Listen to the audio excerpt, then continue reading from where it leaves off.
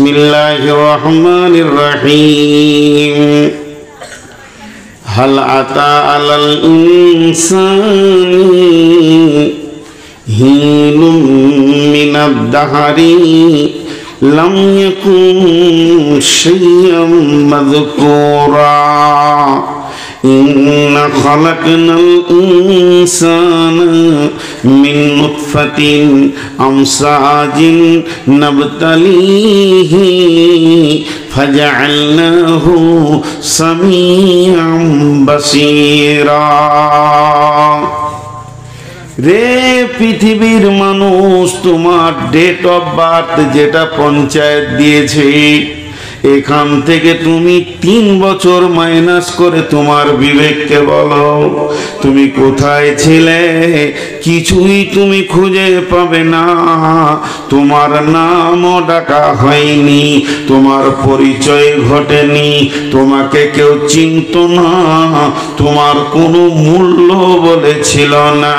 আমি আল্লাহর কাছে তোমার কত কোটি বছর পার হয়েছে এ কথাও তোমার হিসাবের খাতাতে নাই। তবে আমি রব শুধু এই 500 কোটি 700 কোটি যে বেঁচে আছে পৃথিবীতে, 800 কোটি নয়, যে আদম থেকে নিয়ে যত কোটি কবরে চলে গেল, এখন বর্তমান পৃথিবী নামে মঞ্চে তোমরা যত কোটি বেঁচে আছো, শুধু এটাই নয়, এরপরে আগামী কাল থেকে যত কোটি কিয়ামত পর্যন্ত আসবে তাদের তোমাদের কাছে 3টি কাল আছে, অতীত আছে, বর্তমান আছে, ভবিষ্যৎ আছে। আল্লাহর কাছে ভবিষ্যৎ নাই, আল্লাহর কাছে অতীত নাই, সবগুলি হলো বর্তমান। তো আমি আল্লাহ প্রত্যেকটা মানুষকে তার একটা কক্ষপথে ছেড়ে দিয়েছি, সে গতিশীল হয়ে চলছে। আমি আল্লাহ তার দিকে সূক্ষ্ম দৃষ্টিতে তাকিয়ে আছি যে স্যার কক্ষপথকে ঠিক রেখেছে না পদস্খলন ঘটিয়ে দিয়েছে। অতএব শুনে নাও, ইন্না খালাকনাল ইনসানা আমসাজিন নাবতালিহি ফাজআলনাহু ইন্না খালাকনাল ইনসানা মিন নুতফাতিন আমসাজিন নাবতালিহি ফাজআলনাহু সামিআম বাসীরা। রে মানুষ শুনে নাও, আমি যে বীর্য থেকে তোমাকে বানিয়েছি, যেটা তোমার বাপের দ্রুত গতি খুন তোমার মায়ের পেটে চলে গেল জরায়ুতে, একটা পুরুষ একবার স্খলন দেবে, খুব যদি দুর্বল বয়োবৃদ্ধ হয় অন্তত 40 কোটি পোকা দেবে, আর যদি যুবক সবল সুবৃদ্ধ হয় তাহলে ওই যুবক 60 কোটি পোকাকে এসে একবারে স্খলন করবে। আমি বলছি না যে একবারে বাচ্চা হয়, মেনেই নিলাম যদি একবারে বাচ্চা হয় তো 60 কোটি পোকা একটা পুরুষের কাছ থেকে মহিলার কাছে জরায়ুতে পৌঁছালো। 60 কোটির ভিতরে এবার যুবক আর বৃদ্ধকে মিলিয়ে মেজারমেন্টে 50 নিয়ে আসেন। 50 কোটি পোকা শুক্রাণু যখন একটা মেয়ের কাছে গেল, আল্লাহ রাব্বুল আলামিন সূরা দাহরে বলছেন তার ভিতরে একটি সন্তান জন্ম নেবে, তাহলে 49 কোটি 49 কোটি 99 লক্ষ 999,999টি পোকা কোথায় গেল? গোসলের পানিতে চলে গেল, পচে গেল, নষ্ট হয়ে গেল। তাদের আধার কার্ড হলো না, তাদের ভোটার কার্ড হলো না, তাদের রেশন কার্ড হলো না, তাদের পৃথিবীতে কোনো পরিচয় হলো না, তারা মাধ্যমিক দিল না, এইচএস দিল না, মৌলানা হলো না, হাফেজ হলো না, কারি হলো না। তাদের জন্য মা বাপ কোনোদিন বেদনা দিয়ে কাঁদতেও বসলো না। সমস্ত পোকাগুলি বেয়ে চলে গেল, শুধু একটা পোকাকে বানালাম, সেটা হলে তুমি। আল্লাহ বলছেন এরপরও তোমার কি বিবেকের চেতনা দরজা খুলবে না? কয়েকশো কোটি বছর রবের কাছে থাকলাম, ওই রব আমার বডিকে বানানোর জন্য মা বাপের প্রেম বাঁধনে তাদের একটা ক্রস দিল, তার ভিতর থেকে শুক্রাণুকে পৌঁছে মায়ের ডিম্বাণুর সঙ্গে দিয়ে আত্মাকে সম্পৃক্ত করে পৃথিবীর বুকে পাঠিয়ে দিল এবং শ্রবণ শক্তি, দৃষ্টি শক্তি দিল। শুধু তাই নয়, এতটা দেওয়ার পর আল্লাহ হালকা করে বলে দিলেন, ইম্মা শাকিরা ওয়া ইম্মা কাফুরা। তোদের মন গেলে আমার শুকরিয়া করবি, আর যদি তোদের মন না চায় তো আমার বিরুদ্ধে মুখ খুলে দিবি।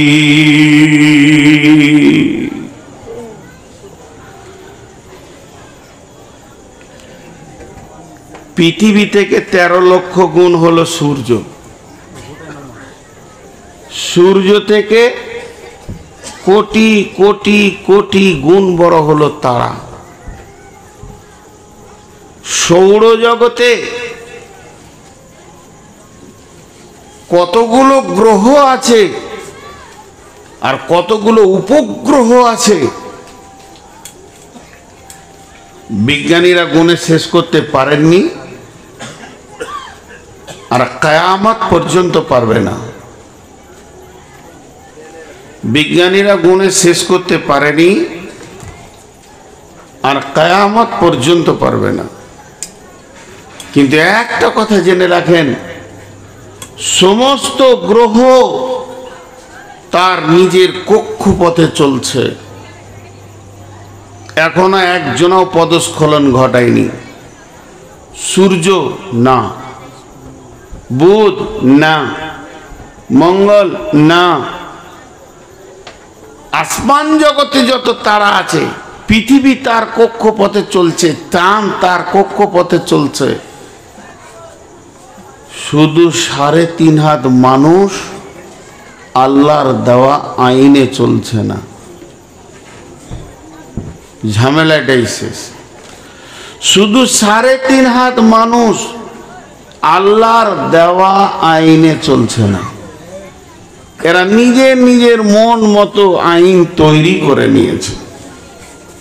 মা বোন, ধৈর্য ধরে শুনেন, কিছু কথা আসবে।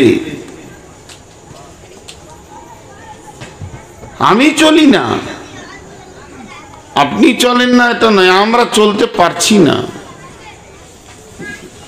কি অবস্থায় আমরা নিজেদেরকে মানুষ হিসেবে গণ্য করে রেখেছি। তারপরেও জানেন, ক্ষুদ্র একটা প্রাণীর কাছে চলে যাই, বৃহৎ থেকে একবারে ক্ষুদ্র। সেই প্রাণীটার নাম হলো পিপুলিকা। সাদা বাংলায় আমরা চলতি ভাষায় বলি পিঁপড়ে। পিপুলিকা পিঁপড়ে। পিঁপড়ের কয়েকটি ভালো গুণ আছে। এই এই এই এই পানির বোতলটা আমাকে দে এখানে। তোকে ওভার শেয়ার করা হয়েছিল। 2 ঘন্টা পানি না খেলে মরে যাবে, এতগুলো রোজা পার করলে এই অভ্যাসটা করতে পারেনি।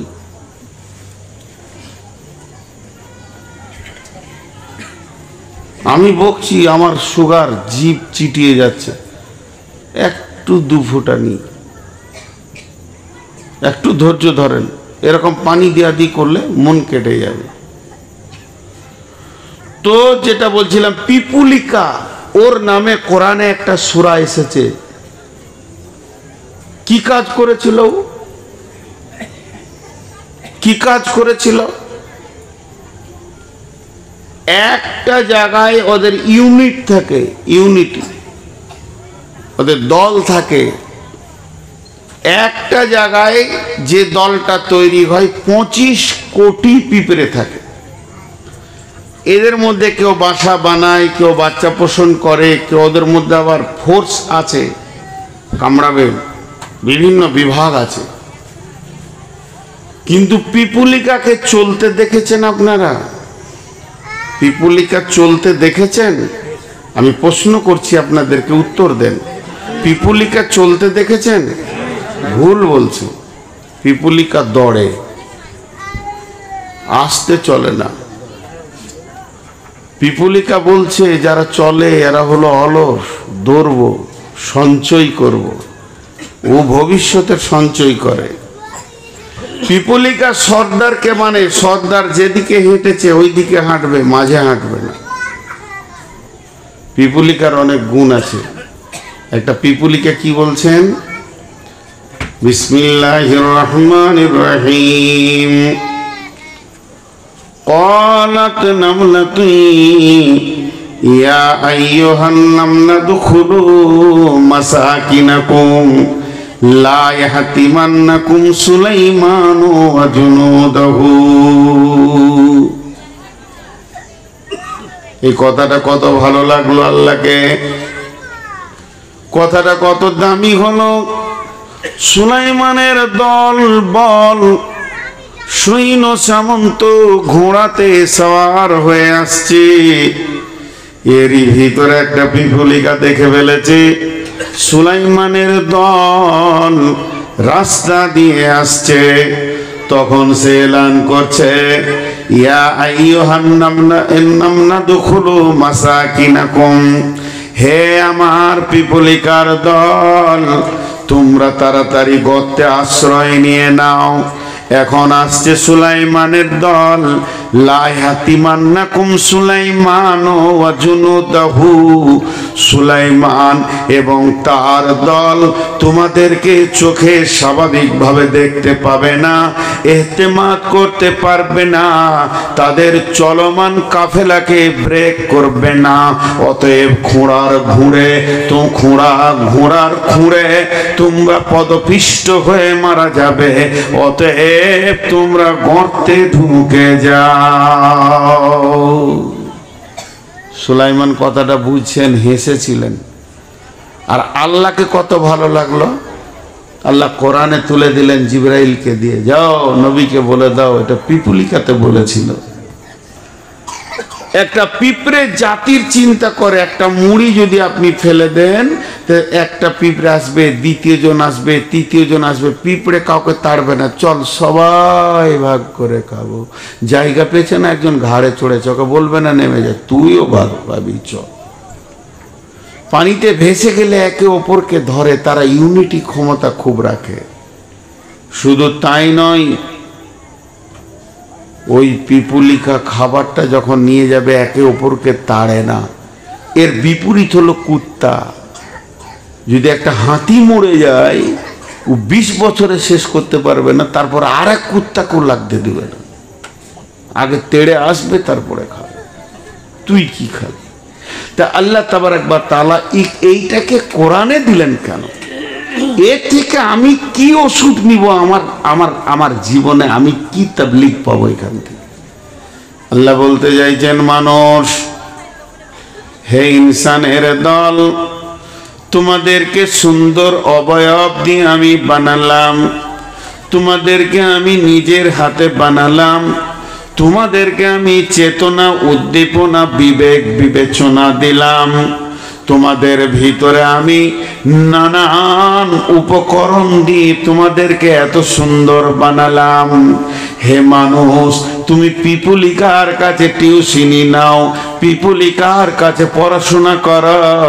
একটা পিঁপড়ে জাতির জন্য পেরেশান হয়ে গেছে, সে নিজে বেঁচে গেলেই যেত তা নয়, সে জাতির জন্য এত পেরেশান। পিঁপড়ে চাইছে আমার জাতি যেন পদপিষ্ট হয়ে না মরে যায়, আমার গোত্র যেন না মরে যায়, এটা আমার দল।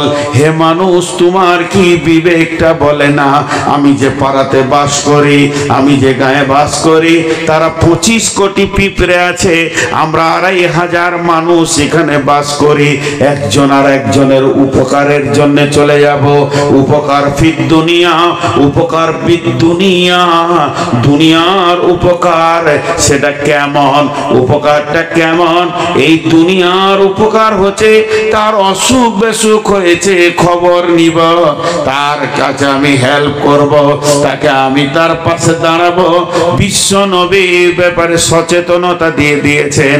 ওই ব্যক্তি মুসলমান নয়, ওই ব্যক্তি মুসলমান নয়, ওই ব্যক্তি মুসলমান নয়, ওই ব্যক্তি মুসলমান নয়, 3 বার বলেছেন, ওই ব্যক্তি মুসলমান নয়, ওই ব্যক্তি মুসলমান নয়। যে ব্যক্তি এ কথা জানার পর নিশ্চিত শুয়ে গেল যে আমার প্রতিবেশী আজকে খেতে পাইনি।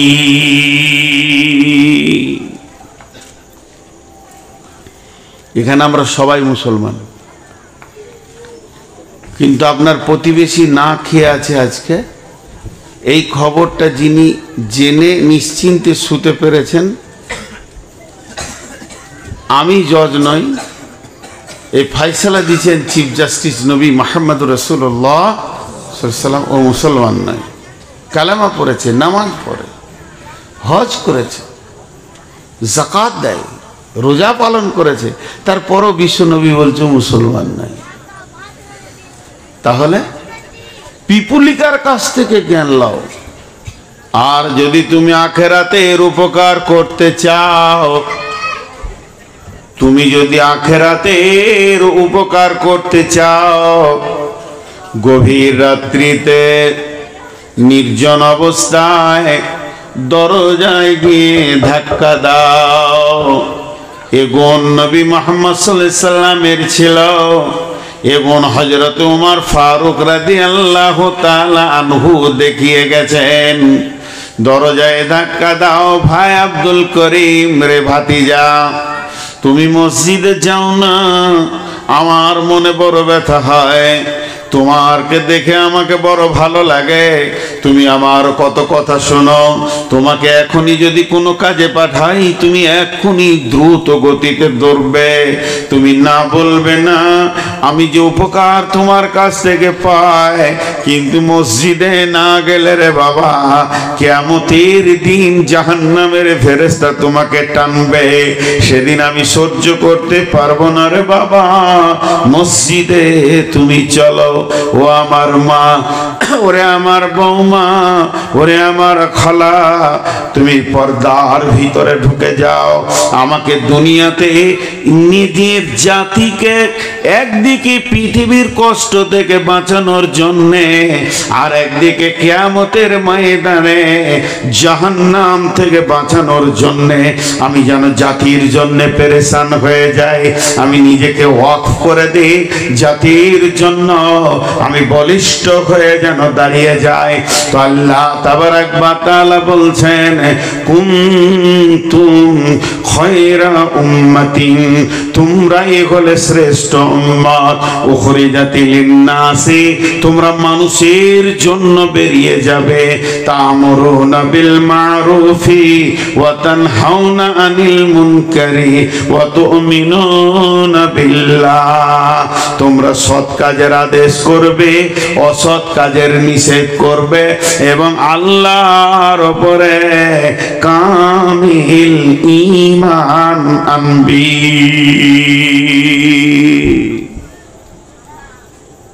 আমাদের কাজ বলে দিলেন আল্লাহ।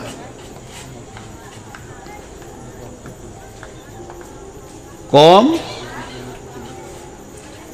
জি, কম মানে গোষ্ঠী, কম মানে গোত্র,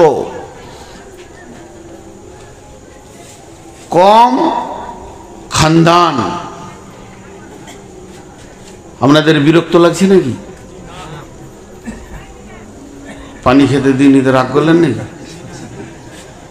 আমি একটু বিয়াদব, রিংটাল, হুঁশ কম, সবর করেন, সবরে অনেক সম্পদ পাওয়া যায়। বিরক্ত হয়েছেন নাকি? কমের মানে করলাম, পৃথিবীতে যতগুলি নবী এসছেন, কেউ বলে 1.5 লাখ, 1,24,000, কম বেশি যা এসছেন একরিটি গণনা কেউ বলতে পারবে না। কোরআনে 30 থেকে 40 জন নবী হাদিসের পাতাতে পাওয়া যাচ্ছে, যাদেরকে আল্লাহ মজবুতভাবে যাদের বর্ণনাগুলো করেছেন। তবে কম বেশি 1.5 লাখ ধরেন, 1,24,000, একরিটি কোনো গণনা নাই। তার মধ্যে একটা নবীকে এক পাশে রাখেন, সেটা হলো নবী মুহাম্মদুর রাসূলুল্লাহ। ইনি নবীদের নবী, নবীদের ইমাম। বাকি যতগুলো নবী ছিলেন, যত রসুল ছিলেন,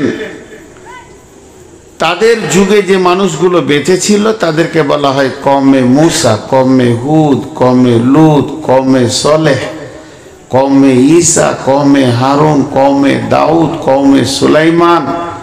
উম্মত শব্দটা তাদের পেছনে লাগানো যায় না। উম্মত শব্দটা পেয়েছে কে? উম্মতে নবী মুহাম্মদ সাল্লাল্লাহু আলাইহি ওয়াসাল্লাম। নবী মুহাম্মদ সাল্লাল্লাহু আলাইহি সাল্লামের আমরা উম্মত। তাহলে কম আর উম্মত দুটো শব্দের পার্থক্য কি? কম হলো গোষ্ঠী বা খানদান, আর উম্মতের শব্দ আলাদা। উম্মত শব্দের অর্থ হলো একটা বলি আপনাদেরকে, নেতা, ইমাম, পরিচালক। দেখেন আমাদের দাম কত, আমরা সবাই নেতা, সবাই নেতা, সবাই পরিচালক। আর অন্য নবীদের জামানায় তাবলীগের সিস্টেম কি ছিল? তাবলীগ কে করবে না নবী করবে, কম করতে পাবে না, এরা সাথে যাবে, ওকে সাহায্য করবে। যখন হযরতে মুসা আলাইহিস সালাম তোতলা হয়ে গেছিলেন, যে কথা ভালো বলতে পারতেন না, তো আল্লাহকে বললেন, আল্লাহ তুমি আমার ভাই হারুনকে আমার সাথে দাও, সে আমার হয়ে কথা বলবে, নিয়ে তাবলীগ করব দুই ভাইয়ে। তো আল্লাহ তাবারক ওয়া তাআলা বললেন, নবী মুসা তুই হলি নবী, তোর ভাই হারুন নবী নয়, এ কাজ ওর নয়। ওকে আগে নবুয়তি দিব, তারপরে তোর সাথে পাঠাবো। নবুয়তি দিল, তারপরে পাঠালো, ভেজাল চুকে গেল। কিন্তু আল্লাহ তাবারক ওয়া তাআলা রাসূল কি বলে গেলেন? লা তাহজান ইন্নাল্লাহা মা'ানা, একটা কথা। দুই নম্বর বললেন বাল্লিগু আন্নি ওয়ালাউ আয়া। তিন নম্বরে বিশ্ব নবী বললেন মান আতা আনিহি ফাদাখালাল জান্নাহ ওয়া মান আসা আনিহি ফাকাদ আবা। আল্লাহ তাবারক ওয়া তাআলা রাসূল বলছেন, যেদিন হযরতে মুসা আলাইহিস সালামকে ফিরআউনের দল তাড়তে শুরু করেছে, যেমন আপনাদের পেছনে নদী, ওই রকম নীল নদের কাছে গিয়ে পৌঁছালো, তখন ফিরআউনের দল বলছে, ও নবী মুসা, ঈমান এনেছি ঠিক আছে, কিন্তু মরার জন্য আসিনি। নবী মুসা বললেন, লা তাহজান ইন্নাল্লাহা মানি। হে আমার কম, তোমরা যারা আল্লাহর উপরে ঈমান এনেছো, তোমরা কালেমা পড়েছো লা ইলাহা ইল্লাল্লাহ মুসা কালিমুল্লাহ, তাহলে শুনে নাও, তোমাদের কোনো চিন্তা নাই, আমি নবীর সঙ্গে আল্লাহ রয়েছেন, আল্লাহ আমার সাহায্য করবেন, অতএব তোমরা কোনো বিপদকে বিপদ মনে করবে না, নীল তোমাদের কিছুই করে নিতে পারবে না। আমি নবী মুহাম্মদ আমি নবী মুসা কালিমুল্লাহ, আল্লাহর কালাম করনে वाला, আল্লাহর সাথে বাত করনে वाला তোমার সঙ্গে রয়েছি। কিন্তু যখন গারে হিরাত, গারে সৌরে আল্লাহর নবী যখন হিজরতে বের হয়ে গেলেন, মক্কা ছাড়ার পালা পড়ল, মদিনা যেতে হবে, এমন সময় গারে সৌরের ভিতরে ঢুকে আছেন কে আছেন? না নবী মুহাম্মদ সাল্লাল্লাহু আলাইহি সাল্লাম আছেন, সঙ্গে কে আছেন?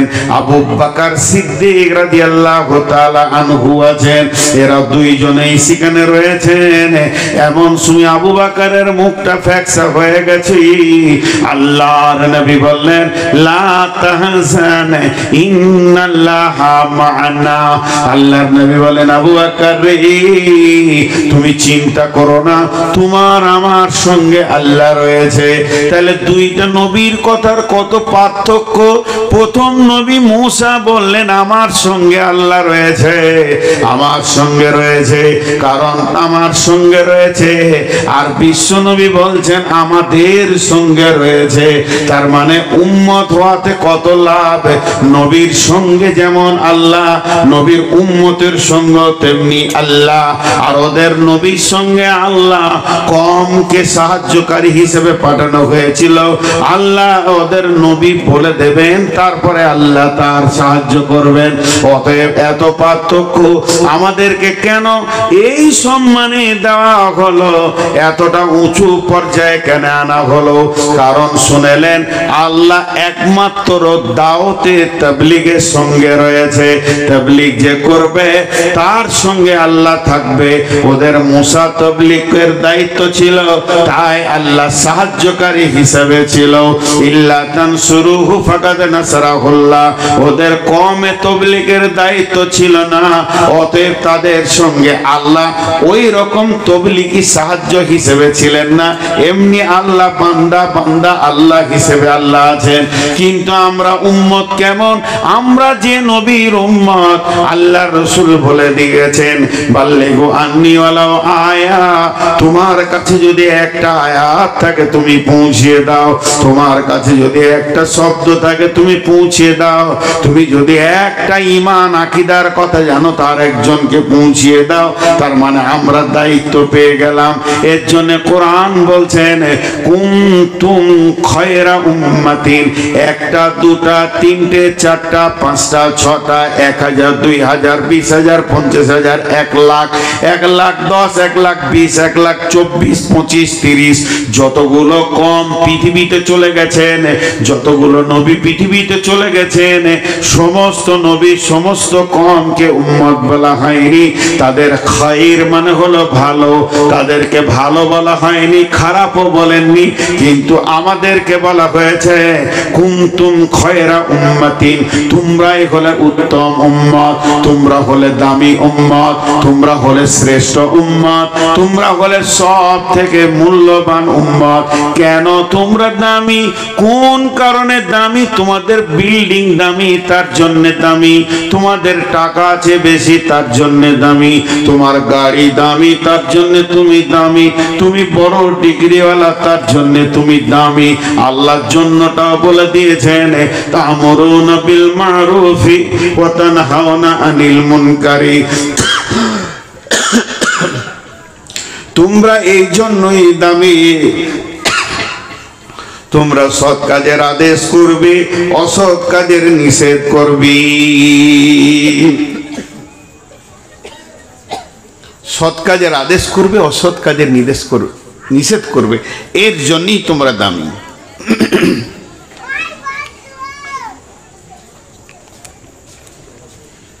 আমাদের দাম হওয়ার কারণ ওইটাই। ওই কারণ থেকে যদি আমি সরে থাকি তাহলে তো আমি দামি নয়।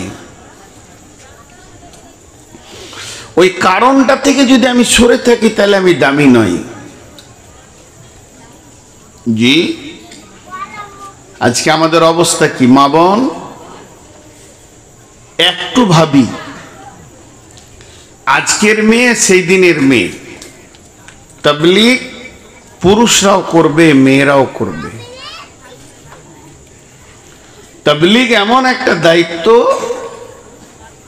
পুরুষরা পুরুষের ভিতরে করবে, মেয়েদেরকে পর্দায় রেখে করবে, আর মেয়েরা মেয়েদের ভিতরেই করবে, পুরুষের মাঝে যাবে না। আজকে আমরা শেষ করতে করতে ইসলামকে অনেক সরিয়ে দিয়েছি।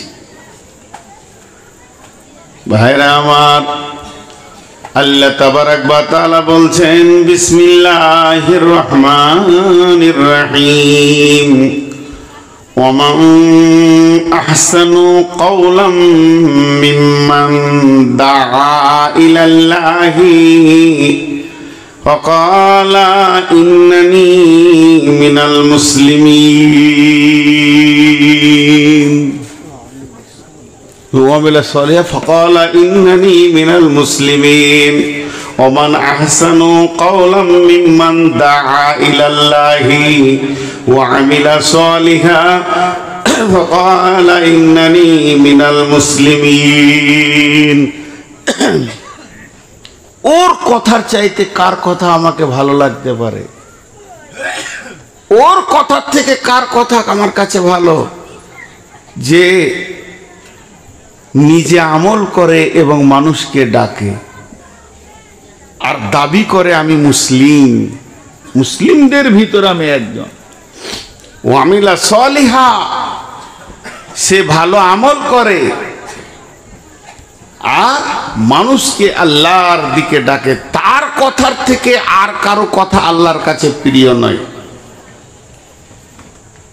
আমরা সারাদিন যত কথা বলি, সারাদিন কথার চারটা ভাগ আছে।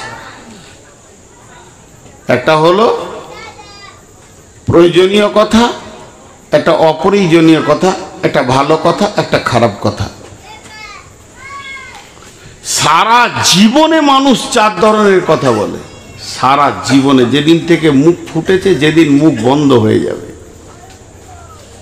ভালো কথা, খারাপ কথা, প্রয়োজনীয় কথা, অপ্রয়োজনীয় কথা।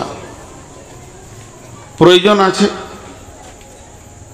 প্রয়োজন কেমন? ঘর সংসার করতে গেলে দোকানে খদ্দের সঙ্গে কথা বলতে হবে, বাপ বেটা কথা বলবে, স্বামী স্ত্রী কথা বলবে, এগুলো প্রয়োজনীয় কথা। প্রয়োজনীয় কথাতে নেকি আছে, কথা বলছি না, নেকি আছে। আর ভালো কথায় নেকি আছে। কাওলুন মারিফুন কাসাজারাতুন কাওলুন মারুফুন সাদাকাতুন। বিশ্বনবী বলছেন ভালো কথা হলো সাদকা। কালিমা, আল্লাহ বলছেন কালিমাতিন তাইয়্যিবাতিন কাসাজারাতিন তাইয়্যিবাতিন কালিমাতিন খাবিসাতিন কাসাজারাতিন খাবিসাতিন। এটা আল্লাহর ভাষা। আল্লাহ বলছেন যখন তুমি পবিত্র কথা বলবে, ভালো কথা বলবে, তো জেনে নাও তুমি ভালো গাছ লাগিয়ে দিলে। কালেমাতিন তাইয়্যিবাতিন কাসাজারাতিন তাইয়্যিবাতিন, আমি ভালো কথা বলবো, আমি একটা ভালো গাছ লাগিয়ে দিলাম। ওই গাছ থেকে ফল হবে, ফল থেকে গাছ হবে, গাছ থেকে ফল হবে, ফল থেকে গাছ হবে। এবার জঙ্গল লেগে যাবে, বৃহৎ জঙ্গল হয়ে যাবে। কিয়ামতের মাঠে আমি খালি একবার কাউকে বলেছি, ভাই আল্লাহর ঘরে চলেন, জুয়া ছেড়ে দেন, তাস ছেড়ে দেন, লুডু ছেড়ে দেন, দাবা ছেড়ে দেন, এই কথা বলেছি। এর জন্য আমার একটা মিষ্টি গাছের লেগে গেল ফল, বিচন লেগে গেল। এবার আমি আর বলিনি, তবে ফল হতে চলেছে, লাভ হতে চলেছে, জঙ্গল হতে চলেছে।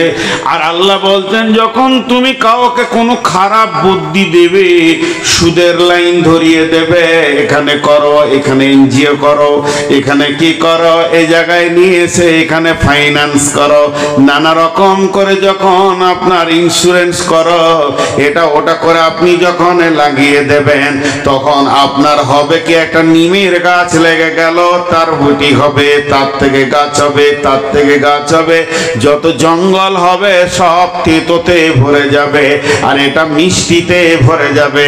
তাই আমার আল্লাহ বলেছেন কালেমাতিন তাইয়্যিবাতিন কাসাজারাতিন তাইয়্যিবাতিন।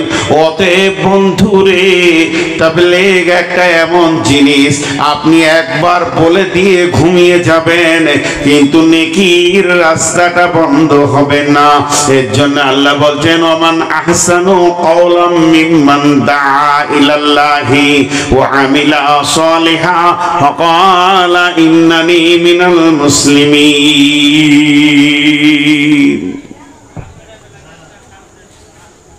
সূরা আসরতে একটা উদাহরণ দিব, বহুত লম্বা তাফসীর আছে। শুধু আসর শব্দটাকে নিয়ে তাফসীর করলে অনেক সময় যাবে। একটা উদাহরণ দিব, বুঝে নেবেন।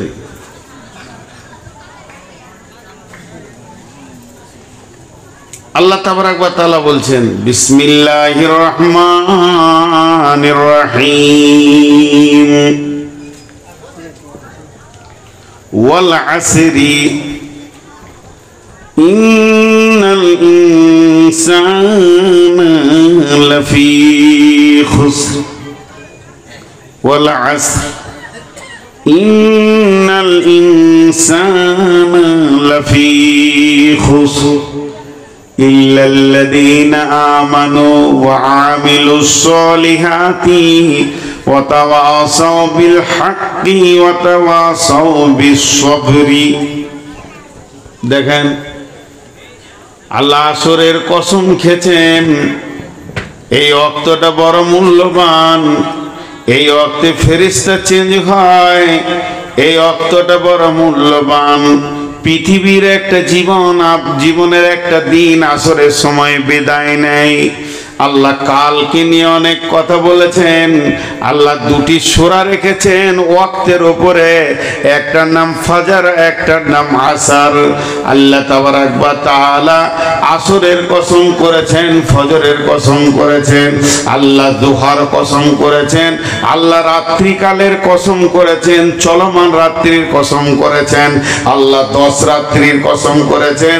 আল্লাহ তাবারাক ওয়া তাআলা কত সুন্দর রাতকে নিয়ে কথা বলেছেন। আল্লাহ একটা রাতকে শাবে কদর বানিয়েছেন, একটা দিনকে আরাফাতের ময়দান বানিয়েছেন। বিভিন্ন রকমকে কালকে আল্লাহ এত গুরুত্ব দিয়েছেন, সময়কে এত গুরুত্ব দিয়েছেন। যে লোক সময়ের মূল্য দেয় না সে নিজের মূল্য নিজেই দেয় না। এখানে আল্লাহ আসরের কসম করে বলছেন ইন্নাল ইনসানা লাফি খুসরি ইন্নাল ইনসানা লাফি খুসর। নিশ্চয়ই মানুষ ক্ষতিগ্রস্তর মধ্যে রয়েছে। এখানে কোন জাতিকে বলা হয়নি, মুসলমান বলা হয়নি, হিন্দু, জৈন, খ্রিস্টান, বৌদ্ধ আপনার বলা হয়নি। এখানে কোনো মেনশন করা হয়নি। হানফি, সাফি, মালিকি, হাম্বলি, দেওবন্দি, শিয়া, সুন্নি, কাদরিয়ানি, চিশতিয়ানি, নেকশবন্দি, ছোটর মিতর, রাজমিস্ত্রি, লিভার, ড্রাইভার বলে কিছু বলা হয়নি। এক কথায় আল্লাহ বলেছেন ইন্নাল ইনসানা, সারা পৃথিবীর বুকে যত মানুষ রয়েছে লাফি খুসরি, তারা ক্ষতিগ্রস্তর মধ্যে ডুবে রয়েছে।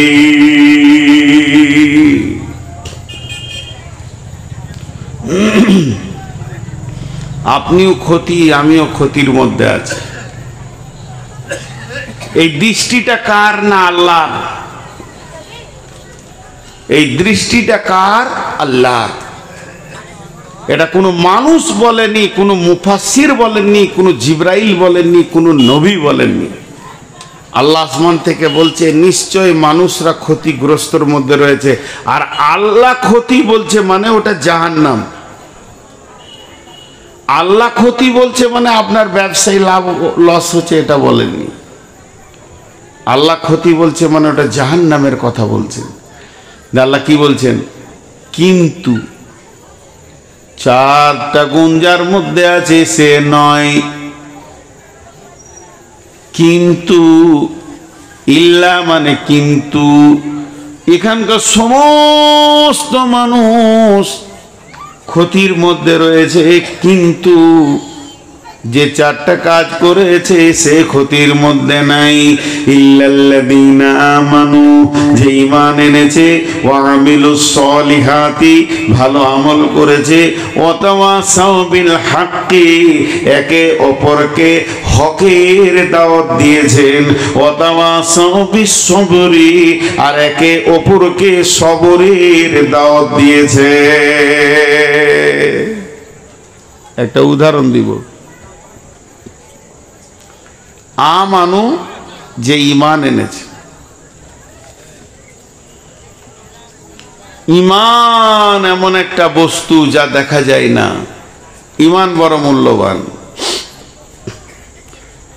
ঈমান হলো আমলের আত্মা। ঈমান হলো আমলের আত্মা। মা বোন, ঈমান হচ্ছে আমলের আত্মা। যে দেহে আত্মা নাই ওই দেহের মূল্য নেই, যে আমলে ঈমান নাই ওই আমলের মূল্য নাই। একটা মৃত মানুষের যেমন মূল্য, একটা মৃত গরু ছাগল ভেড়ার যেমন মূল্য, তার কোনো মূল্য নাই, পচে যাবে, সরে যাবে। যে পৃথিবীতে সমস্ত আমল করবে কিন্তু ঈমান রাখলো না, জেনে নিতে হবে ও মৃত, ওর আমল কাজে লাগবে না, ওর আমল কাজে লাগবে না। ঈমানবিহীন আমল কোনো কাজে লাগবে না। আমলে ছুটি আছে, আমলে ছুটি আছে, আমলে কম বেশি হলে ক্ষতি নাই, কিন্তু ঈমানে ছুটি নাই, কম বেশি হলে ক্ষতি আছে। দুটি উদাহরণ দিব, মন দিয়ে শুনেন। আমরা এশার নামাজ পড়ে বসেছি, ফজর পর্যন্ত কোনো ফরজ নামাজ নাই, আপনি নফল যত পড়তে পারেন। ফজরের নামাজ পড়ে নিব, জোহর পর্যন্ত কোনো মুফতি কোনো মুহাদ্দিস আপনাকে বলবে না যে আপনার নামাজ ফরজ আছে, এখন নফল পড়তে পারেন। জোহর পড়ে নিব, আসর পর্যন্ত ছুটি, আসর পড়ে নিব, মাগরিব পর্যন্ত ছুটি, মাগরিব পড়ে নেব, এশা পর্যন্ত ছুটি, এশা পড়ে নিব, আবার ফজর পর্যন্ত ছুটি। তার মানে দিনে 5 বার নামাজ। 1 মাস রোজা রেখেছি, শাওয়ালের রোজা রাখেন, অসুবিধা নেই, কিন্তু 1 বছরে 11টা মাস ছুটি হয়ে গেল, আর রোজা ফরজ নেই। কয়েকশো কোটি টাকার আপনি মালিক, একবার জাকাত দেবেন সারা বছরে, আর জাকাত দিতে হবে না, ছুটি। আপনি হালাল খোর, হারাম খোর নন। হজ জীবনে একবার, সারা জীবন ছুটি, টাকা থাকলে 20 বার করেন। তাহলে হজ জীবনে একবার, যাকাত বছরে একবার, যদি আপনার মাল থাকে তো হজও তাই। 3 নম্বরে রমজান 1 মাস 11 মাস ছুটি। আর আপনার কিনা নামাজ হলো দিনে 5 বার, মধ্যখানে ছুটি। তো ঈমান কতক্ষণ? যেমন আমি নামাজ পড়তে গেলাম, টুপিটা লাগালাম, সালাম ফিরলাম, টুপিটা খুলে নিলাম, তার মানে আমি যখন নামাজে যাব ঈমানটা মজবুত করে নিব। সালাম ফিরবো, আবার বেঈমান হয়ে সুদের বসে যাব, জি না। ঈমানটা কখন? ঈমান এনেছি যেদিন মায়ের পেট থেকে পৃথিবীতে এসেছি, আমার কানে আজান পড়ে গেছে, যেদিন আমার জ্ঞান হয়েছে সেদিন আমি কালেমাকে বিশ্বাস করেছি। রাদিতু বিল্লাহি রাব্বান ওয়া বিল ইসলামি দীনান ওয়া বি মুহাম্মাদিন নাবিয়্যান ওয়া রাসূলা।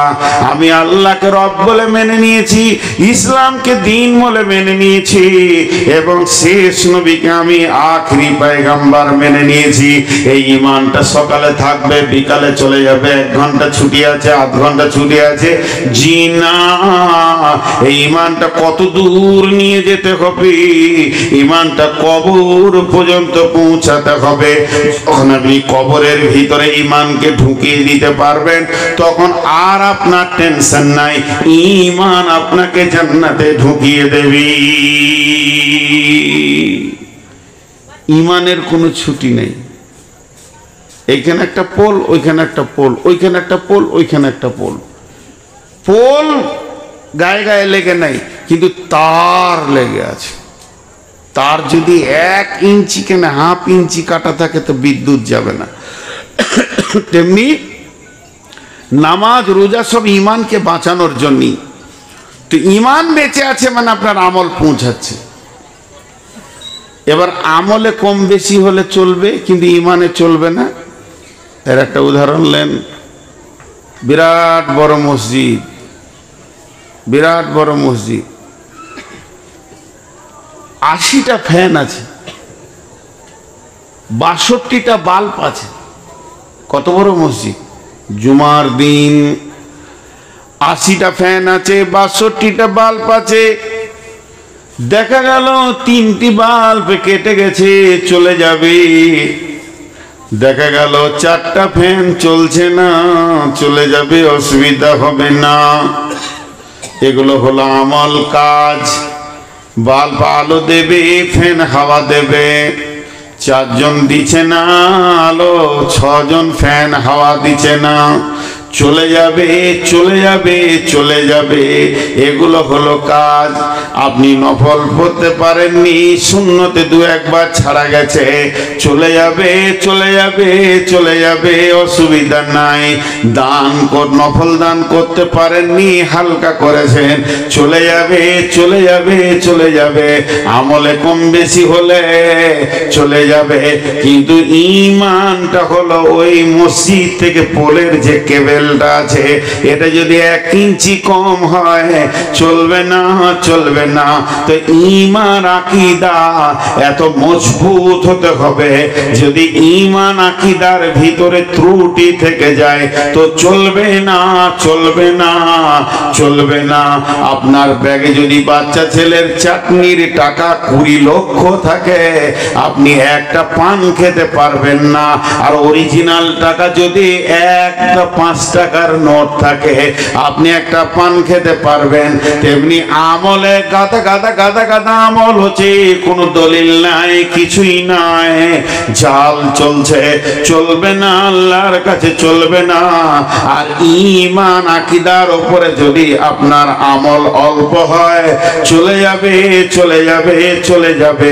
এর জন্য আল্লাহ বলছেন ইল্লাল্লাযীনা আমানু ওয়া আমিলুস সালিহাতি, কিন্তু কিয়ামতের মাঠে বাঁচবে কে? যার ঈমান আছে এবং সেই ঈমানের উপরে দারমাদার করে সুন্দর ভালো আমল পৃথিবীতে করেছি। ঈমানও আছে আমলও করেছে, ঈমানও আছে আমলও করেছে। 3 নম্বর গুণ ওয়াতাওয়াসাউ বিল হাক্কি, একে অপরকে ধরে হকের দাওয়াত দিয়েছেন। ওয়াতাওয়াসাউ বিস সবরে, একে অপরকে সবরের দাওয়াত দিয়েছেন, ধৈর্যের দাওয়াত দিয়েছেন।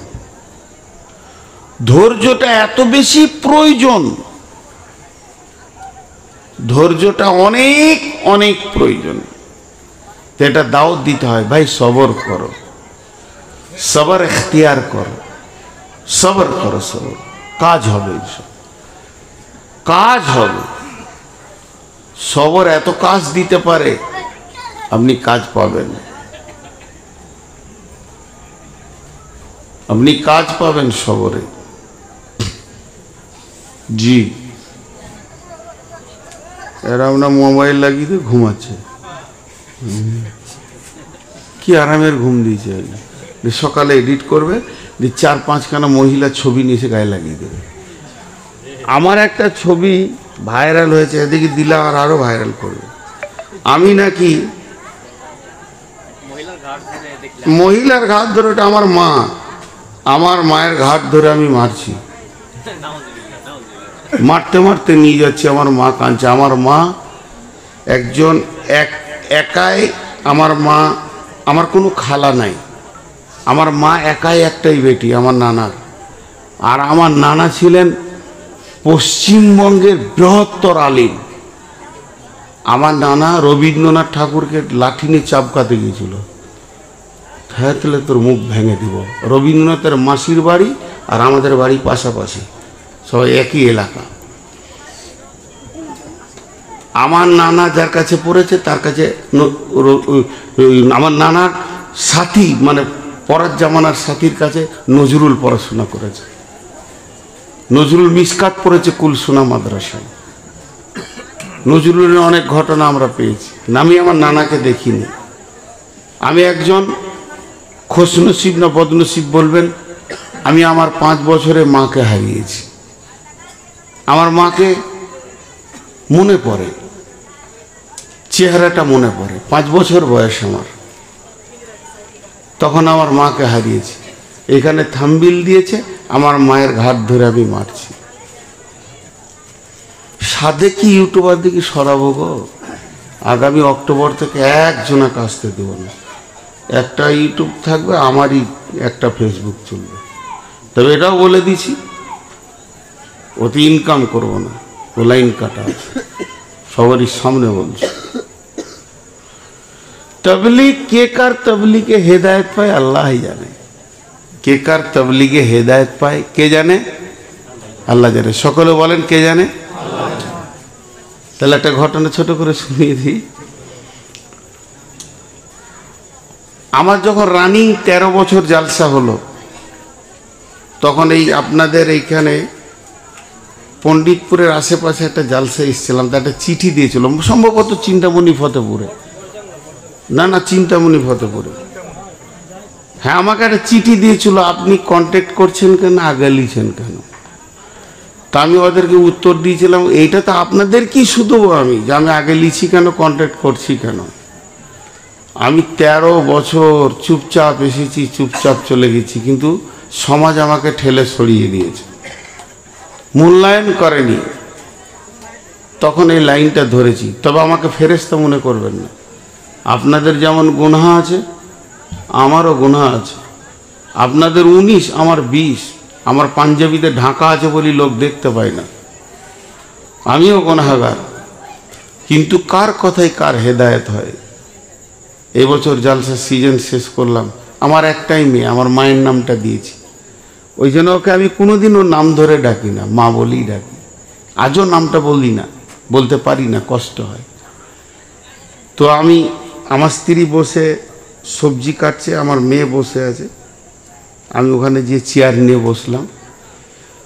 তো আমার মেয়ে আমাকে বলছে, আব্বা আমি তো তোমার মা। আমি বললাম হ্যাঁ। তো মায়ের কথা তো শুনতে হয়। বল। আমি একটা আবদার করবো, যদি তুমি মেনে নাও তো আমি খুশি হব, যদি না মানো তাহলে তুমি আলাদা আমিও আলাদা। বিয়ে দিয়ে দিয়েছি, তোমার সঙ্গে আমরা চলবো না। আমার সুখের জন্যই তো তুমি এগুলো করছো। বলে বল কি করতে হবে? আর কন্ট্যাক্ট করবে না, আগে নেবে না। আমি বলে যা, মেনে নিলাম। জিজ্ঞেস করেন কমিটিকে, কন্ট্যাক্টও করিনি, আগেও নিই। কমিটিকে জিজ্ঞেস করেন, আজকের কমিটিকে, আগামী কাল যে আছে তাকেও জিজ্ঞেস করেন। যদি কেউ কিছু আছে আগে থেকেই, তারা দিয়ে শান্তি পায়। একজন ফোন করে বললো আমরা দিব না, দিতে হবে না। বললেন আমরা দিলে শান্তি পাবো, তাহলে দেন। তো হেদায়েত কার কাছ থেকে আসবে? আমাকে আমার পেটের বাচ্চা হেদায়েতের রাস্তা দিচ্ছে। আপনি ভাবিয়েন না, সাহাবীদের পর্যন্ত ভুল হয়েছে, হয়নি ভাই? তার থেকে তো আমরা ঊর্ধ্বে নই, ভুলের ঊর্ধ্বে কোনো মানুষই নয়। তো কটা কথা বললাম, এখন একটা উদাহরণ দিব, উদাহরণটা মন দিয়ে শুনেন। আপনাদের মুর্শিদাবাদে জেলাতে 4000 ছেলে নেবে কেন্দ্র সরকারের প্রশাসন বিভাগে। কেন্দ্র সরকারের প্রশাসন বিভাগে মুর্শিদাবাদ থেকে 4000 ছেলে নেবে। তো ওরা পেপারে বের করেছে কি, 4টা শর্ত দিয়েছে। 1 নম্বর, কম করে 5 ফুট 10 ইঞ্চি হাইট হতে হবে। 2 নম্বর হলো কম করে মাধ্যমিক পাস হতে হবে। 3 নম্বর হলো 36 ইঞ্চি সেনা হতে হবে। আর 4 নম্বর হলো কম করে 53 কেজি ওজন হতে হবে। কটা? 53 কেজি ওজন, 36 ইঞ্চি সেনা, আর মাধ্যমিক পাস, 5 ফুট 10 ইঞ্চি হাইট। 4টা শর্ট দিয়েছে।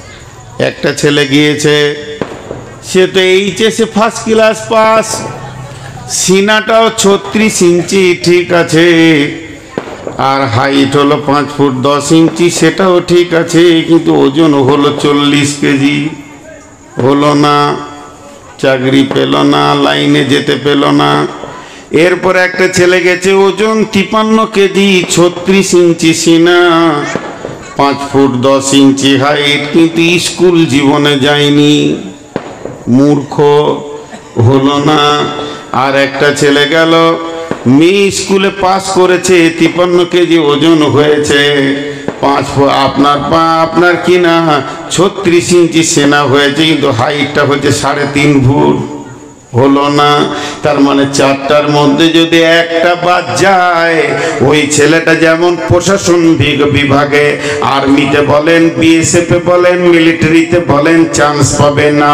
4টার মধ্যে একটা বাদ হয়ে গেলে ওই বাদ হয়ে যাবে। আল্লাহ বলছে তুমি কি জান্নাত যেতে চাও না জাহান্নাম যেতে চাও? আমার দৃষ্টিতে পৃথিবীর সমস্ত মানুষ ক্ষতিগ্রস্তর মধ্যে রয়েছে, তারা ক্ষতিতে পড়ে গেছে। শুধু বেঁচে যাবে কে? ইল্লাল্লাযীনা আমানু, যে ঈমান এনেছে, ওয়া আমিলুস সলিহাতি, ভালো আমল করেছে, ওয়া তাওয়াসাউ বিল হাক্কি, এবং হকের দাওয়াত দেবে, ওয়া তাওয়াসাউ বিস সবরি, এবং সবরের দাওয়াত দেবে। এই লোকগুলি বেঁচে যাবে। একটা লোক হকের দাওয়াত দিল, সবরের দাওয়াত দিল, ভালো আমল করলো, ঈমান আনেনি, এই লোকটা ক্ষতিগ্রস্তর মধ্যে রয়েছে। একটা লোক ঈমান এনেছে, আমল করে না, খালি হকের দাওয়াত দেয় আর সবরের দাওয়াত দেয়, সেও ক্ষতিগ্রস্তের মধ্যে রয়েছে। একটা লোক ঈমান এনেছে, আমল করেছে, সে ঈমানদার, এত আমল করে, গায়ের মধ্যে অত আমল কেউ করে না, কিন্তু জীবনে কাউকে তাবলীগ করে না, এও ক্ষতিগ্রস্তের মধ্যে পড়ে গেছে। তোমার আমল তোমাকে বাঁচাবে। তোমাকে নামাজ পড়ার জন্য পাঠানো হয়নি, নামাজ কায়েম করার জন্য পাঠানো হয়েছে। এরপরে একটা লোক আমল এনেছে, ঈমান এনেছে, আমল করে, হকের দাওয়াত দেয়, কিন্তু সবরের দাওয়াত দেয়নি, এই লোকটাও ক্ষতিগ্রস্তর মধ্যে রয়েছে। অতএব ইসলামকে বাঁচাতে গেলে এই 4টা বলিষ্ঠ গুণের প্রয়োজন আছে। এই 4টা গুণ যদি না থাকে, বন্ধুরে, ইসলামকে বাঁচানো যাবে না। মেয়েরা তাবলীগ করে কেমন করে? পুরুষরা তাবলীগ করবে কেমন করে? জি, মেয়েরা তাবলীগ করে না। সাহাবীটার নাম হচ্ছে আমর বিন জমু। সাহাবীটার নাম আমর বিন জমু। মাঝে একটা ছোট কথা বলিনি ভাই, বেয়াদবি মনে করবেন না, মাফ করে দিয়েন। আমার গ্রামে একটা মাদ্রাসা আছে, আজকে সেই মাদ্রাসার বয়স 50। তার মানে আমার বয়সের সাথে সম্পর্ক মাদ্রাসাটা। আমি মাসুম বাচ্চা, 2 বছরের তখন মাদ্রাসা। মুরব্বীরা চালাতেন, আমাদের বাপ চাচারা এতদিন ধারক বাহক হয়েছিল। তবে আমার প্রতি মাদ্রাসার অনেক বড় দাবি থাকতো সবসময়। কোনোদিন মাদ্রাসার আমি হ্যান্ডেলিং করিনি। 2বার নিয়ে গেছিল মাদ্রাসায়, ওরা জোর করে পালিয়ে এসেছিলাম যে আপনারা রয়েছেন, চালান। এবছর রমজানের আগে গোটা গ্রাম এক হয়ে বসে সম্পূর্ণ মাদ্রাসাটা চাপিয়ে দিয়েছে। দোয়া রাখবেন যেন চালাতে পারি। আর খেয়াল রাখবেন, মাদ্রাসাতে মিসকাত, আবু দাউদ, তিরমিজি পর্যন্ত খোলা আছে। এই পর্যন্ত প্রায় 60-70টা ছেলে ফোন করেছে, আমি ফেসবুকে দিয়েছিলাম। মেধা দক্ষ ছেলে থাকলে পাঠাবেন, কারণ এই মাদ্রাসাটা পরিচালনা হবে কয়েকটি মাদানিকে দিয়ে। আপনার ছেলে যদি পড়ায় দুর্বল হয় কিন্তু রাখা যাবে না। ছেলে যদি মেধা হয়, চমক হয়, 2টি জিনিস পাবেন, ওর ভবিষ্যৎ উজ্জ্বল হবেই ইনশাল্লাহ, আল্লাহকে ভরসা করে বলছি। কারণ ওখানে পড়াশোনা খুব কড়া। আগে গার্জেনকে মজবুত হতে হবে যে আমার ছেলে ওখান থেকে সরাবো না, 1 নম্বর। 2 নম্বর হলো আদর্শ ছেলে নেবেন তো আমার মাদ্রাসায় পাঠান। আদর্শ। আমাদের বর্ধমানের ভাষা অনেক ভালো, সেখানে থাকলে কথাবার্তা চাল চলন ভালো হবে। এইটা একটা কথা বলছি। আর দ্বিতীয় একটা কথা বলছি, সামনে হজের নিয়ত করেছি, হজে যাব ইনশাল্লাহ। হজের পরে পরে আমার উমরার গ্রুপ যাবে। যদি কেউ আমার সঙ্গে উমরায় যেতে চান, সে আমার নম্বরে ফোন করবেন। সেইভাবে মক্কা মদিনা ঘুরিয়ে আপনাকে ঠিক জায়গায় উমরা করাবো, এটা নিয়ত করিলেন। এবং বাকি কত কি লাগবে না লাগবে এগুলো ফোনে আলাপ হবে, কিন্তু আপনি রেডি হন। এখন অনেক এজেন্ট বেরিয়ে গেছে, অনেক দালাল বেরিয়ে গেছে, 80,000 70,000-এ নিয়ে যাচ্ছে, নিয়ে যাক, কিন্তু রাখছে বহুত দূরে। খাওয়া দাওয়ার মান তেমন থাকে না, প্লেনে মাল বারবার চেঞ্জ করতে হয়। 15 থেকে 30 জন জমজমের পানিটা হায়দ্রাবাদে ফেলে চলে এলো, ডোমেস্টিক প্লেনে পানি তুলতে দেয়নি, অনেক ভেজাল আছে। তবে আমাদের বিমান হচ্ছে অনেক দামি, আমরা দামি বিমানে যাই, বেশিরভাগ এমিরেটস, ইত্তেহাদ ব্যবহার করি। বিধায় আমাদের ওদের থেকে শুধু ভাড়াটাই 17,000 বেশি থাকে। 2টি কথা বললাম, মাদ্রাসায় মেধা ছেলে পাঠাবেন। আর একটা কথা বললাম, হজ উমরা করলে খবর রাখবেন। তো আজকের যে বক্তব্য শুধু তাবলীগের উপরে রাখছি, আমি যখনই ইস্তেহার দেখে নিয়েছি যেটা তাবলীগ, তো আমাদের প্রতি অনেক দায়িত্ব আছে। দেখেন, সাহাবীটার নাম বললাম আমর বিন জমু। মা বোনদেরকে এখন বলছি, তারপরে পুরুষকে আবার বলবো। মা বোনরা কীভাবে তাবলীগ করবে, একসাথেই দুটো হয়ে যাবে। তো আমর বিন জমু, মা বোন, খালা, বেটি, একটু মন দিয়ে শোনেন।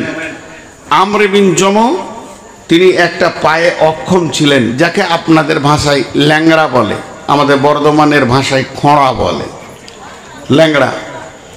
তো আমর বিন জমুর স্ত্রী মনে মনে করছেন যে আমার স্বামী খোঁড়া, তাহলে তো কোনোদিন জিহাদে যাবে না আর শহীদও হবে না, আর আমি এরকমই থেকে যাব।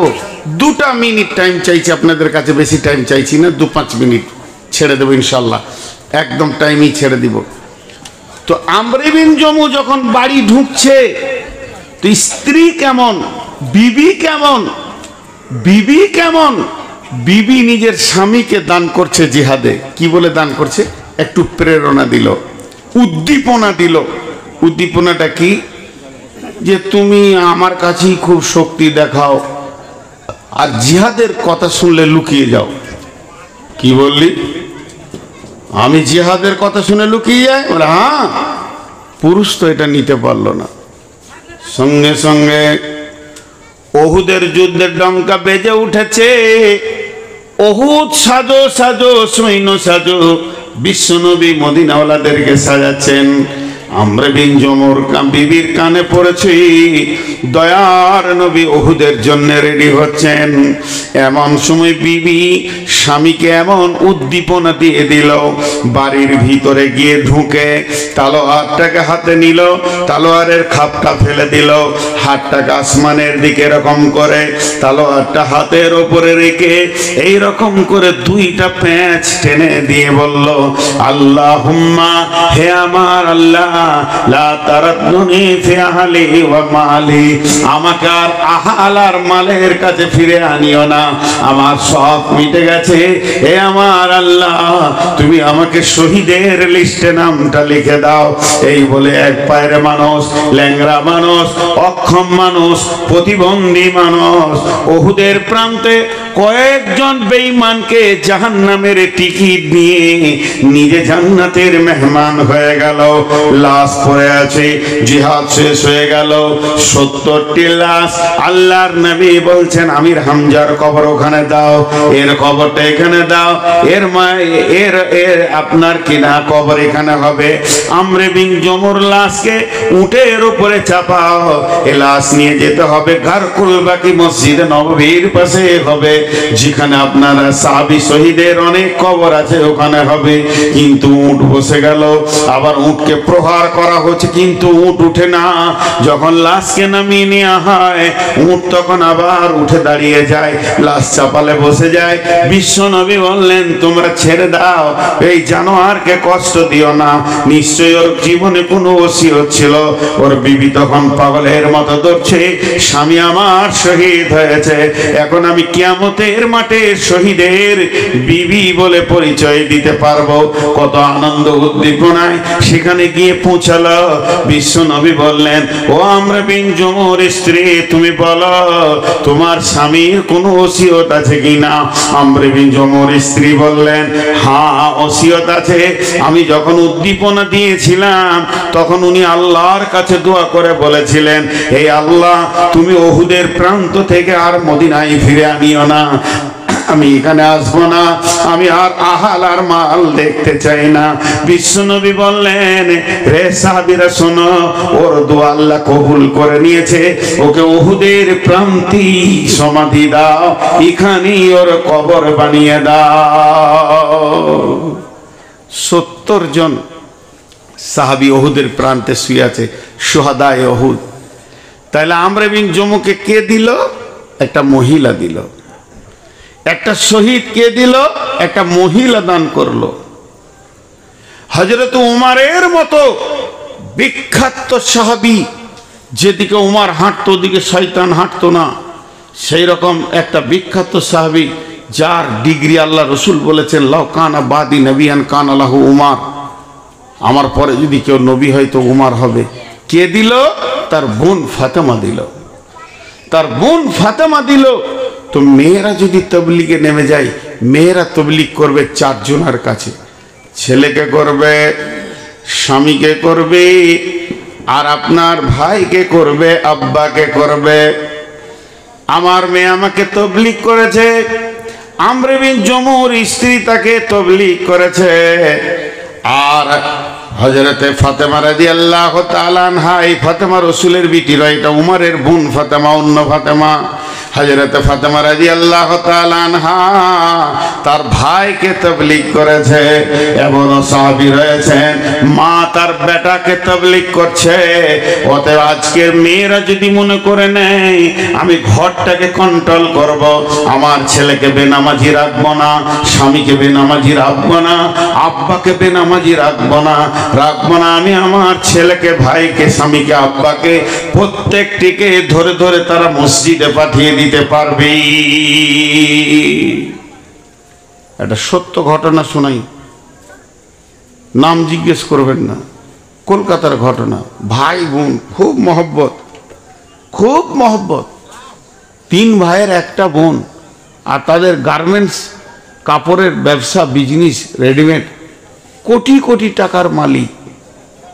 তো ভাইরা সকালে বিজনেসে বেরিয়ে যায়, দুপুরে আসে, ভাই বোন একসঙ্গে খায়। ভাই যতক্ষণ না আসবে বোন খাবে না, এত প্রেম মহব্বত। তো বোন নিয়ত করেছে ভাইকে দাড়ি রাখা করাবো এবং মসজিদে ঢুকাবো। তো দুপুরে ওর মা বলছে ভাত খা, তো খাইনি। বলছে ভাই আসো। ভাই এসছে, কিরে চল ভাত খেয়ে না, ভাত খাবো। রাগ করলি কেন? তুই কি নিবি বল? ও যদি বলে 50 ভরি সোনা নিব, তো 1 ঘন্টা লাগবে না, এত টাকার মালিক। তুই যেটা চাবি সেটা দিব। বলে তুমি দিবে, যদি তুমি দাও তাহলে তুমি আমার ভাই, আর না দাও তো আর লই, আমার যা মন যাবে আমি করবো, যা দিয়ে তো সব ফেরত দিব। কি করতে হবে বল? বলে তুমি এখনই নিয়ত করো যে আর দাড়িতে হাত দিব না, আর জোহরের নামাজটা এখন পড়ো, তারপর একসঙ্গে খাবো, আর জীবনে নামাজ ছাড়বো না, জীবনে নামাজ ছাড়বো না। বলো, তাহলে জানবো তুমি আমাকে ভালোবাসো, তোমাকে আমি ভালোবাসি। সঙ্গে সঙ্গে বলছে যা আর দাড়িতে হাত দিব না। বোন তো ভাইকে জড়িয়ে ধরে কাঁদতে লাগলো, ভাই আমি এটাই চাইছি, তুমি জাহান্নাম থেকে বেঁচে যাও। আচ্ছা আমি নামাজ পড়ি, একসঙ্গে খাবো, আর জীবনে নামাজ ছাড়বো। পারে মেয়েরা যদি ইচ্ছা করে, একটা মেয়ে যদি ইচ্ছা করে যে আমি আমার ফ্যামিলিকে কন্ট্রোল করব, তো পারবে, বেশিক্ষণ লাগবে না সমাজ কন্ট্রোল হতে। কারণ সমাজে মেয়েদের হাতে কন্ট্রোল করা রয়েছে 75 ভাগ। কীরকম ভাগটা করছি? 100টা লোক, 100টা লোকের ভিতরে বাচ্চা হচ্ছে 50 আর বয়স্ক হচ্ছে 50, তাহলে কত হলো? 100। বাচ্চার মধ্যে রয়েছে ছেলে মেয়ে, বয়স্কর মধ্যে রয়েছে নারী পুরুষ, তাহলে ওই ধারে 25 আর 25, নারী 25, পুরুষ 25, 50, আর ছেলে মেয়ে নিয়ে 50, তাহলে টোটাল হলো 100। তো একটা মেয়ে যদি তবলিগে নেমে যায়, তাহলে ও 25কে নিয়ে তবলিগ শুরু করলো, আর ওদের কোলে হচ্ছে বেটা বেটি, ওখানে 50, 75% সমাজকে মেয়েরা ঘুরিয়ে দিতে পারবে। পারবে কি পারবে না? কারণ ওর কোলে বাচ্চা আছে, ওর কোলে মেয়ে আছে, ওর কোলে ছেলে আছে, ওর কোল থেকে, আমি তো কার কোল থেকে এসে এই স্টেজে বসেছি। তো কোলেই যদি ইঞ্জেকশন মেরে দেয় মা বাপ, জি আমাদের গ্রামে ওই একটা পুকুরকে পাম্প মেশিন দিয়ে মেরে দিয়েছে, দিয়ে মাছ ধরতে হুড়বুড় করে সব নেমে গেছে। হালাল হারামের কোনো ব্যাপার নাই, যার পুকুর সে মাথা ঠুকছে, যে যেদিকে পারছে মাছ নিয়ে ধরছে। তারই মধ্যে একটা ইয়ং ছেলে চুপ করে একটা বর গাছ আছে ওখানে বসে আছে, আমিও বসে আছি, খুব ভালো মনে পড়ে। তখন আমি কত 6-7 পড়বো, এরকম বয়স। তখন আমি বলছি মাছ ধর, একই বয়সে। ধরে কি হবে, বাড়ি নিয়ে যাবো, মাছ ছুঁড়ে পাঁচিল পার করে দিবে, হারামের খাবো আমি। তো খামকা কাদা ঘেঁটে খেয়ে বলে তোর যা অবস্থা আমারও তাই অবস্থা। মাছ নিয়ে গেলে আমার বাপ আগে লাঠি নিয়ে আমাকে খুঁজে বেড়াবে, তোকে কে মাছ খেতে বলেছে? তাহলে বলেন একটা পরিবারকে কন্ট্রোল করে দিয়েছে কে? একটা মহিলা। জি, আর এখন কি হচ্ছে, একটা ছেলে যদি কারো কাছ থেকে আম চুরি করে আনছে, পেঁয়াজ চুরি করে আনছে, বেগুন চুরি করে আনছে, তোর মা গায়ে মাথায় হাত বুলি বলছে, বেটা জ্ঞান কত হয়েছে যেটা কাজে লাগবে রে, কার কাছ থেকে এনেছো জানি না, ও জিজ্ঞেসই করলো না। জি, আমি তো মায়ের স্নেহ ভালোবাসার কথা বলতে পারবো না, আব্বার পারবো। তো আমার আব্বা মিলিটারি মানুষ ছিলেন, খুব কড়া, খুব কড়া। বাড়ি ঢুকতাম এসার সময়, দাঁড়া, জোহর কোথা পড়েছিস, আসর কোথা পড়েছিস, কুনি কে ইমাম ছিল, মাগরিবে কি সূরা পড়েছে বল, এতগুলো শোনাইতে হতো, তারপরে শুতে দিত। এক বিপদ ছিল। তা আজকে বুঝছি কত বড় নিয়ামত ছিল। অতএব মা বোনদেরকে বলছি, আপনারা প্রতিজ্ঞাবদ্ধ হয়ে ফ্যামিলিতে নেমে যান যে আমার বাচ্চা ছেলেটা যে এটা হাতে করে নিয়ে এসে বাড়ি ঢুকবে, ওটাকে প্রশ্ন করব, কোথা পেলে, কেন পেলে, কে দিল, কিভাবে আনলে। তা একটা সমাজ চেঞ্জ হয়ে যাবে। যাই হোক, আমি এখন সমাপনীর দিকে যাচ্ছি। টোটাল বক্তব্যটা আমি মাত্র 1 মিনিটে বলবো। সেটা হলো কি, 1 নম্বর হচ্ছে, আমরা তাবলীগের জন্য পৃথিবীতে এসেছি, আমাদেরকে তাবলীগের জন্যই পাঠানো হয়েছে। আর ওই লোকটার কথা আল্লাহর কাছে সব থেকে ভালো, যে নিজে আমল করবে এবং বলবে আমি মুসলিম, এবং যার মধ্যে 4টা গুণ থাকবে সে বেঁচে যাবে, বাকি কেউ বাঁচবে না। আল্লাহ তাবারক ওয়া তাআলা আমাদেরকে বেশি করে তাবলীগ করা তৌফিক দান করুন, আল্লাহুম্মা আমিন। আমার কাছে 2-5 মিনিট চেয়েছিল, তাই আমি 15 মিনিট পর্যন্ত টেনে দিলাম। আগামীতে এত বক্তব্য রাখার ক্ষমতা আর রাখবো না, ইচ্ছা করে সব কিছু কমাতে শুরু করেছি, না হলে সমাজ আমাকে সেই বিবেচনায় রাখবে না, খালি শেষেই দেবে। আমি অনেক কষ্টের মধ্যে আপনাদের কাছে পৌঁছেছি, আপনাদের কাছে 2টি দোয়া চাইছি, আপনারা আমার জন্য দোয়া করবেন, আপনাদের জন্য আমি দোয়া করছি। এখন দোয়া করছি, সকল আমিন বলবেন। এই আল্লাহ, আজকের তাবলীগ তুমি কবুল করে নাও। এই আল্লাহ, আজকের সব যদি ইখলাসের সঙ্গে হয় তুমি কবুল করে নাও। এই আল্লাহ, আমরা যতজন মানুষ বসে আছি, আমরা যেন মত পর্যন্ত তোমার দিনের মেহনত করতে পারি, তুমি তৌফিক দাও। আল্লাহ, আমাদের মা বোনদেরকেও তৌফিক দাও, তারাও যেন তাবলীগ করতে পারে। আল্লাহ, আমাদেরকে তুমি মেয়েদেরকে পর্দায় থাকা, ইজ্জত, আবরু আর এবং আমাদেরকে হালাল উপার্জন করা তুমি তৌফিক দান করো। আল্লাহ, আমাদের মা বাপ, ভাই বোন, আত্মীয় স্বজন যারা কবরে মাটির নিচে চলে গেছে, তাদেরকে তুমি মাফ করো, ক্ষমা করো, দয়া করো। এই আল্লাহ, ভবিষ্যৎ আমাদের সন্তানগুলোকে তুমি মুজাহিদ বানাও। আর আমরা যারা আছি এখানে বসে তাবলীগ করব, যেখানেই যাব তাবলীগ করব, বলেন ইনশাআল্লাহ। আল্লাহ কবুল করুন, আল্লাহুম্মা আমিন। সকলে দোয়া পড়ি। সুবহানাকা আল্লাহুম্মা ওয়া বিহামদিকা ওয়া আশহাদু আল্লা ইলাহা ইল্লা আনতা আস্তাগফিরুকা ওয়া আতুবু ইলাইকা। আসসালামু আলাইকুম।